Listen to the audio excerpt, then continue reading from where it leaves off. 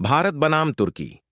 चावल और मसालों की राजनीति में नई दिशा। आज हम बात कर रहे हैं एक ऐसे देश की जिसने पाकिस्तान का साथ देकर भारत से टकराव मोल लिया है और अब उसी देश की रसोई से बिरयानी नहीं बल्कि खाली हांडी की आवाज सुनाई देने लगी है। जी हां, हम बात कर रहे हैं तुर्की की। हाल ही में तुर्की द्वारा उठाए गए भारत विरोधी कदमों के चलते भारत ने भी अब कड़ा रुख अपनाना शुरू कर दिया है। तुर्की को दी जाने वाली व्यापारिक प्राथमिकता को खत्म किया जा रहा है और इसके परिणाम स्वरूप अब भारत तुर्की को चावल और मसालों का निर्यात सीमित कर सकता है। तुर्की की बिरयानी अब संकट में। तुर्की में बिरयानी, पुलाव और अन्य भारतीय व्यंजन अब बेहद लोकप्रिय हो चुके हैं।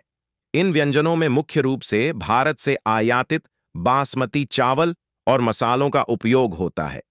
भारत से हर साल हजारों टन चावल तुर्की भेजा जाता है।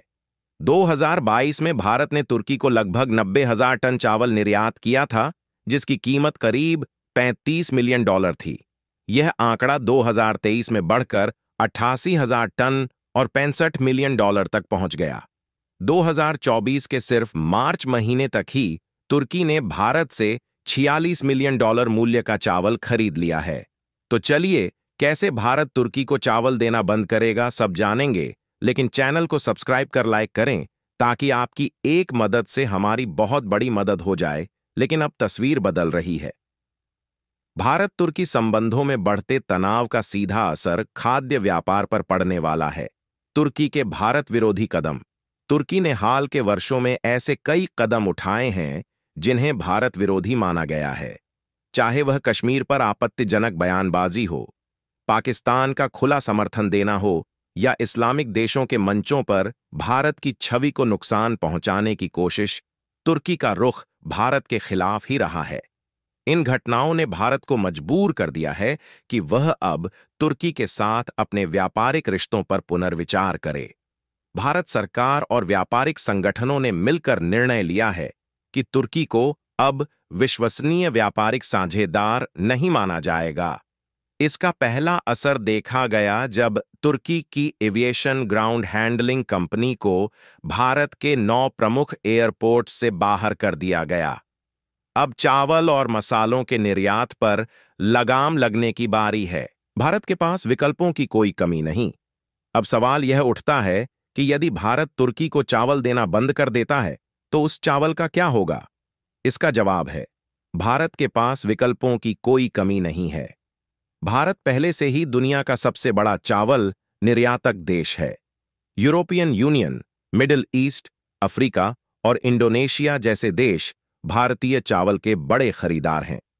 भारत सरकार ने हाल ही में यूरोपीय देशों के साथ एक्सपोर्ट प्रक्रियाओं को आसान बनाया है और इंडोनेशिया के साथ 1 मिलियन टन चावल निर्यात का समझौता भी साइन किया है। यह वही चावल है जो पहले तुर्की को भेजा जाता था। ऐसे में भारत को तुर्की पर निर्भर रहने की कोई आवश्यकता नहीं है। व्यापार के साथ विश्वास जरूरी। भारत अब यह स्पष्ट संकेत दे रहा है कि व्यापार उन्हीं देशों के साथ किया जाएगा जो भरोसेमंद हैं। चावल और मसाले केवल वही देश पाएंगे जो भारत की संप्रभुता और हितों का सम्मान करते हैं। यह रणनीति सिर्फ व्यापारिक नहीं बल्कि कूटनीतिक स्तर पर भी अहम है। इससे यह संदेश जाता है कि भारत अब भावनाओं से नहीं बल्कि ताकत और रणनीति से जवाब देगा। तुर्की की रसोई में आ सकता है भूचाल। अगर भारत तुर्की को चावल और मसाले देना बंद करता है तो इसका सबसे बड़ा असर तुर्की के रेस्टोरेंट्स, होटलों और घरेलू रसोई घरों पर पड़ेगा। तुर्की में बासमती के साथ साथ नॉन बासमती चावल की भी जबरदस्त मांग है। साथ ही बिरयानी और अन्य भारतीय व्यंजनों में उपयोग होने वाले मसाले भी मुख्य रूप से भारत से ही जाते हैं। अगर भारत यह आपूर्ति बंद कर देता है तो तुर्की में भारतीय व्यंजनों की प्रामाणिकता पर संकट आ जाएगा। यह एक आर्थिक और सांस्कृतिक झटका होगा जिसे नजरअंदाज नहीं किया जा सकता। क्या भारत को नुकसान होगा? यह स्वाभाविक सवाल है कि क्या इस निर्णय से भारत को आर्थिक नुकसान होगा? इसका जवाब है, बिल्कुल नहीं। भारत के पास खरीदारों की कोई कमी नहीं है। ऊपर से भारत सरकार ने चावल पर 20% एक्सपोर्ट टैक्स लगाकर अपनी आमदनी भी बढ़ा ली है। यानी कम मात्रा में निर्यात करके भी अब अधिक राजस्व प्राप्त हो रहा है। इसके अलावा भारत की फ्रेंडशिप बेस्ड ट्रेड पॉलिसी, मित्रों के साथ व्यापार के तहत अब वह उन देशों को प्राथमिकता देगा जो भारत के हितों के साथ खड़े होते हैं, न कि उसके विरोधियों के साथ। निष्कर्ष इस पूरे घटनाक्रम से एक स्पष्ट संदेश निकलकर सामने आता है। भारत अब चुप नहीं बैठेगा। भारत अब अपने वैश्विक संबंधों को भावना नहीं, रणनीतिक सोच और आत्मसम्मान के आधार पर तय कर रहा है। यदि कोई देश भारत से टकराने की कोशिश करेगा तो उसका जवाब मिलेगा, वो भी आर्थिक और कूटनीतिक दोनों मोर्चों पर। तुर्की को भारत से मिलने वाला चावल और मसाले अब यूरोप और इंडोनेशिया जैसे भरोसेमंद मित्र देशों को भेजे जाएंगे। यह फैसला केवल व्यापारिक नहीं, राष्ट्रीय गरिमा और आत्मनिर्भरता का प्रतीक भी है।